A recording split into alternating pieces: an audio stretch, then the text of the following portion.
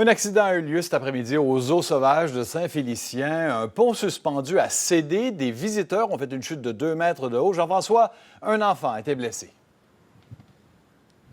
Tout à fait, vers 15 heures, donc, cet incident qui est survenu dans le secteur de la petite ferme du Zoo sauvage de Saint-Félicien. Il y a 3 personnes qui ont été impliquées. Avec moi, Lorraine Gagnon, vous êtes directrice générale au Zoo de Saint-Félicien. Qu'est-ce qui s'est passé exactement? En fait, le constat qu'on a fait, c'est que c'est un garde-corps d'un pont suspendu qui a cédé et qui a entraîné dans sa chute des personnes, dont 3 qui ont nécessité des soins médicaux. Alors, on leur a porté immédiatement assistance. Une personne a été conduite à l'hôpital. Les 2 autres ont refusé le transport.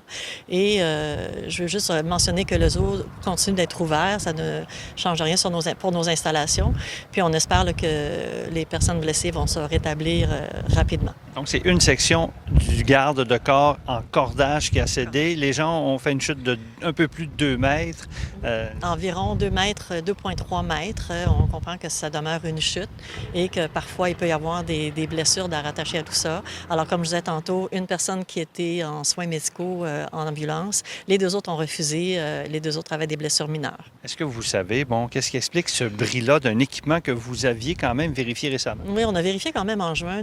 Les équipes à l'interne ont fait des vérifications. On va quand même prendre le temps d'analyser tout ça, de voir qu'est-ce qui s'est passé pour établir un constat. Les ponts suspendus demeurent fermés jusqu'à nouvel ordre. Nous allons nous assurer que tout soit en ordre et sécuritaire avant de réouvrir les ponts suspendus. Merci, Mme Gagnon. Bienvenue.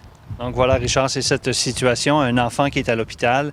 On ne connaît pas la gravité de ses blessures, mais on nous dit dans les rapports que son état, pour l'instant, serait considéré comme étant stable, en observation, à la suite de cet incident vers 15 heures. Et je vous rappelle que les 2 autres personnes ont préféré ne pas se rendre au centre hospitalier via une ambulance.